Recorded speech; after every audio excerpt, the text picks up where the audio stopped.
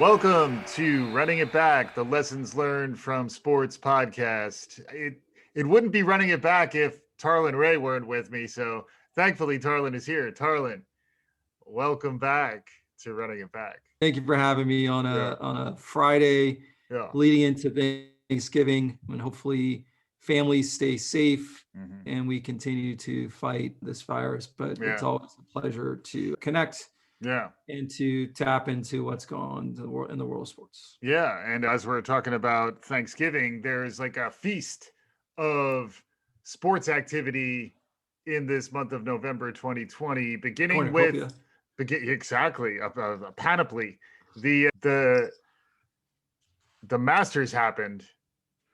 We were excited about it. We thought maybe we could do something about Tiger. There was a moment on Thursday where I got a little excited. Tiger was 4 under. His first round, he was looking pretty good. He was in contention.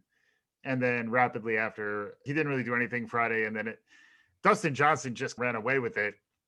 But it also, the lack of the crowd, we talked about it, the lack of the azaleas, the lack of the feeling of spring coming back. I don't know, any general thoughts on Augusta this year? So I'm a Tiger guy. I've been since I didn't grow up playing golf, so I picked up a golf club, and probably when I was 20, Tiger was the guy. Red on Sundays, black pants, often like a little too pleated, but hey, rock your pleated pants. Right. He has his foibles. He's obviously fallen as a hero. Yeah. As a family, my mom, everyone, we're still Tiger guys. We know you've had some trouble, but you're a good dad now, and you got your redemption story. Redemption story. At -4, I'm a grown ass man. I got a buddy. We two of us live and breathe Tiger, and his text to me was, "Do we dare dream?" -4, and it was going to dictate my weekend. Fridays, Saturdays. First time ever in a first round bogey free. You're like, oh, this is something. Yeah. And then he went backwards. Right. And but on a positive note, you got your weekend back, right? So you could have spent all that time watching Tiger. No, I'd rather sit the girls down and say, you need to watch this. This is a moment that you'll never get back. He has 15 championships. I'll just start barfing out. That I don't care about. And yes, I did, because they moved the schedule a bit. I did catch myself watching him take some bad swings. I did miss the 10 when he took a 10 on a par 3. Yeah. But I find myself, and I guess I'm that fair weather golfer, fair weather fan. I love Dustin. I think he's awesome. Yeah. The quotes, and they'll quote like him and his brother, Dumb and Dumber, winning the Masters. I think it's fantastic because he is one of those golfers that misses, big putt, bad putt. You can see him shrug it off. And I think that's something that you can take away for life. If you ruminate on things and you constantly beat yourself up, you're striving for that perfection. He shows there's a different way. So it's like the anti-Tiger. Yeah. And although he does overlap in the TMZ. He might have had some coke issues. There might have been some Real Housewives of the PGA. Paid, professional women that he was paying. But hey, you just know there are various ways to get to the top. So for the brothers, I think it's awesome that they're crushing in there. If anyone wants to look at their Instagram posts, I think they're having a lot of fun with their significant others right now. Yeah. But the anti-Tiger is great, but I just have a hard time. And I think broadly, people are having a hard time tuning in. If Tiger was still in contention, would you see the significant drop you saw in ratings? So 51% down this year for the Masters last year when Tiger lost. And this carries across all sports. So NBA down 51%. We saw 9.78 million viewers in MLB, significantly down. And even live sports are struggling to keep up with shows like The Last Dance. This is our first time that you and I ever came together. Right. And I was sad that it wasn't in spring. I'm sad Tiger wasn't in contention. But also, it's just 2020. I was hard to draw me in. Yeah. The roster of folks that were going to be chasing down the title. It's also November. I realize you live in a climate where like the seasons don't mean as much. But those of us here in the Northeast, you shouldn't be playing the Masters in November. You should be playing the Masters when the spring is just nigh. Like the things are starting to percolate. Things are getting excited. You're looking forward to the future. Instead, it's no crowds, Dustin Johnson in a boring Masters. But anyway, this is our feast. It's our cornucopia. That was just like maybe some dry stuffing. That was just a little something. No gravy, cranberry on the side. But now we're getting into the meat of the conversation. Although sadly, one aspect of this is the Klay Thompson news. I didn't want to extend the metaphor too much, and suddenly because the Achilles injury, but we also did want to say you're a resident recoverer from an Achilles. Any words of encouragement for Klay, and any general thoughts around this injury? So as someone who's ruptured his Achilles 8 months ago, when I first heard the news draft night, and we'll get to the NBA draft, that said Klay had a lower leg injury, I texted somebody, I said, okay, 3rd degree, if it's sprained ankle, you don't just sprain, but when you mention it, when you say it like that's an Achilles. And then when the report, the NBA scouter, sort of the NBA insider, said it's not good, then you feel for him. This is a guy who is really almost, you thought he was indestructible, 6'6", 215 guy. If you read reports about him, all he wants to do is hoop. And you almost thought he was somewhat robotic based on his ability to just put the ball in the hole. Yeah, and defend too. And defend. The NBA made the NBA defensive team once. He didn't make the All NBA team multiple times. I think it's 2 or 3 times. NBA All-Star 5 times. He's the quintessential DN3. He's a quintessential DN3. But perfect splash, brother. So after spending 18 months recovering from an ACL and then doing this, I can't fathom what he's going through right now. Yeah. You start to think medicine it's amazing in technology and medicine. We know that athletes overcompensate when they're recovering for injuries. It happened to me in college when I broke both my feet. I overcompensated for one and snapped the bone in the same bone in the other foot. So you love to, by the way, if anyone's hearing, it's not, the airplane is not taking off. It is what was my that? printer. It is my printer, if you're wondering. Don't edit that out. I'll leave that one in. That one's good. Please leave that one. Yeah. So you love to get to a point where you actually can do tests on athletes to see what their stability is, because when they're coming back, there's got to be some higher likely propensity to hurt some other part of their body. Yeah. So I just feel for Klay. You know, he has lived a great life and 3-time champ with the Golden State Warriors. Yeah. But I was really looking forward to him coming back.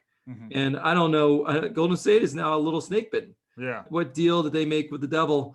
But I really do. Let's take a moment for Klay, because I think he's one of the class acts and one of the guys you'd love to watch. Just put the ball in the hole. Yeah, 100%. And I'd also say this year, it feels like the year where what Klay's going through is almost representative of how this year it seems to go, where you think you're through it, and then suddenly there's plenty more to come. And the perspective on the way the pandemic has felt, where we're now heading into another difficult phase. Obviously, politically, we're heading into another difficult phase, which is why it's interesting to me that sports ratings aren't up higher, just because I know I'm taking refuge watching it. I just wonder, maybe the folks who are taking refuge are throwing themselves in there. And then I guess a lot of folks who may be marginal viewers who otherwise they'll watch it if it's on, or just doing other things, are impacted in other ways. But yeah, and then the NBA, speaking of injuries and short breaks, they're going to be playing. That's crazy. Less than a month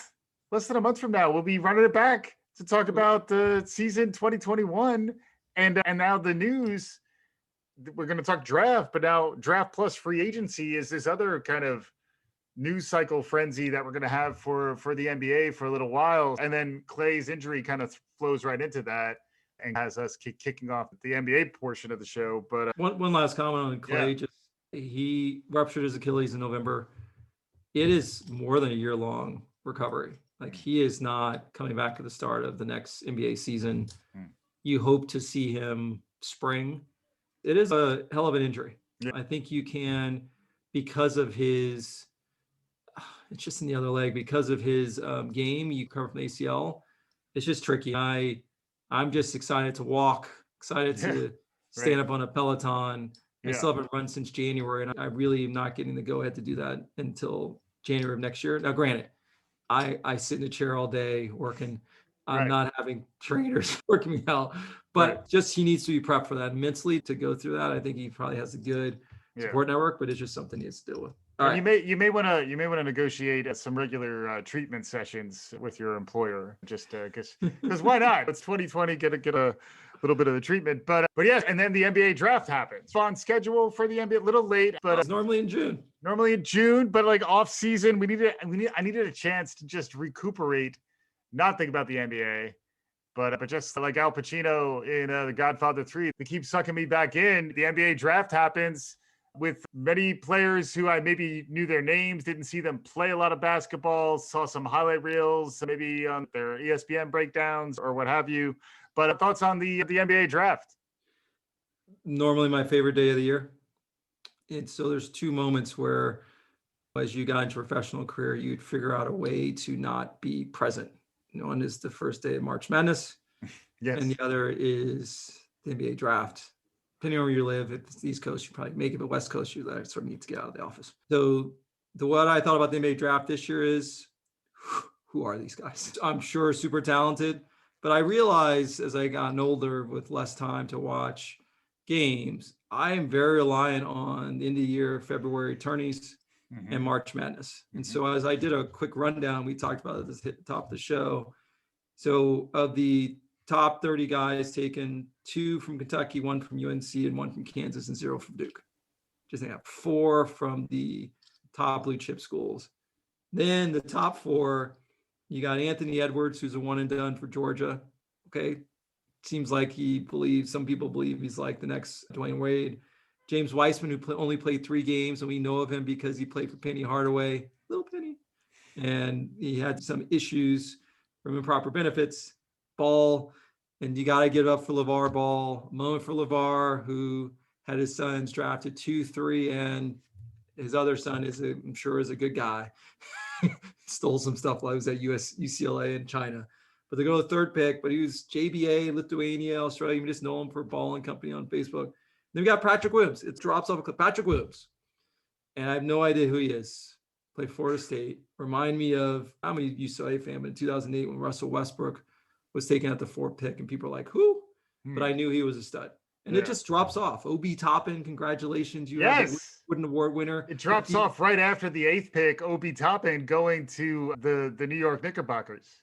But I guarantee you, if you're in a bar and you're like playing the game of the Wooden Award winners, you'd stop at 2020 and say, who was the 2020 Wooden Award winner again? The Obi Toppin Juan Kenobi is going to be topping many a highlight reel. Let me tell you, Obi knows what's up, man. So anyways, I'm just saying, and then you drop off.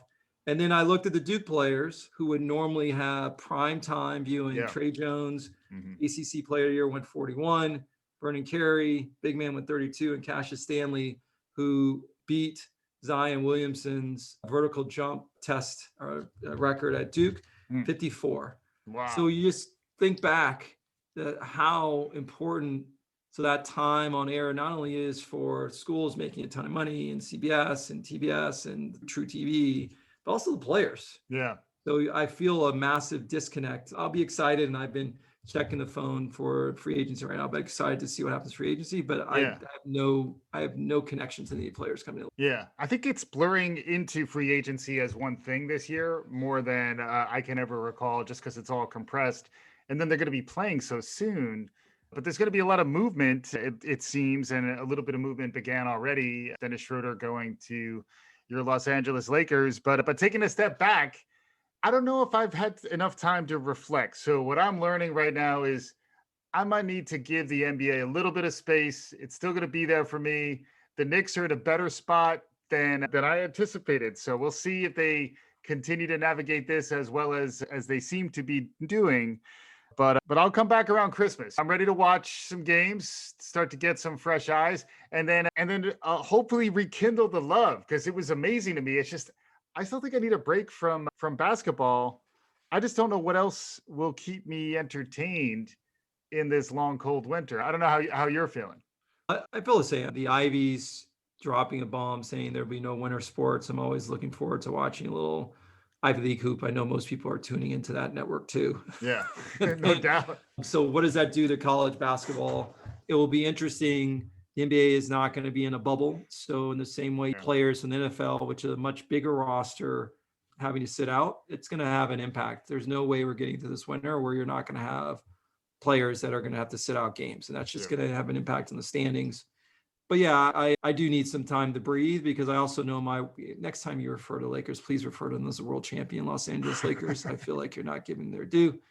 That the world champion Los Angeles Lakers they're not going to start off with a bang. It's going to be slow. I just don't know how to intone the asterisk when I say world champion Lakers, because it wasn't, as per Hall of Famer Scottie Pippen, it wasn't really NBA basketball that was happening in the bubble. So it was a nice championship you got there, but So the next time the New York Knicks win New York period wins anything, then we'll talk about the asterisks. You need to now refer to LA as City of Champions. Thank you, LA. Yeah, nice. So anyways, I agree. Take a break.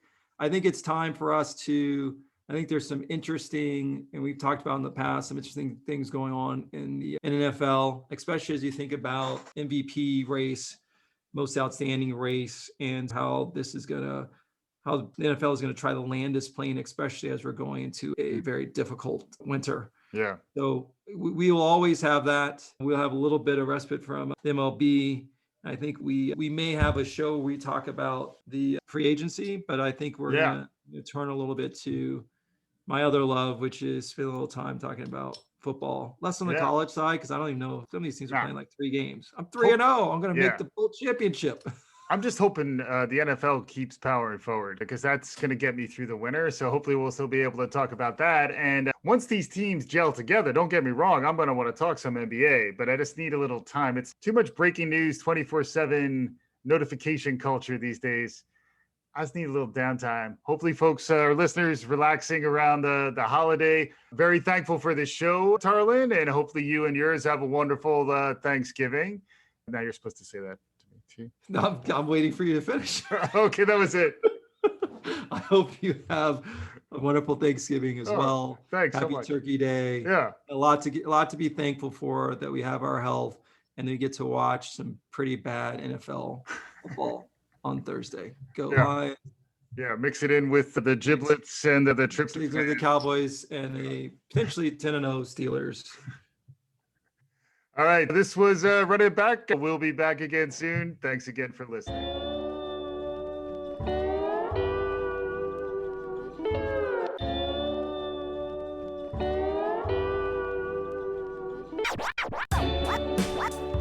What?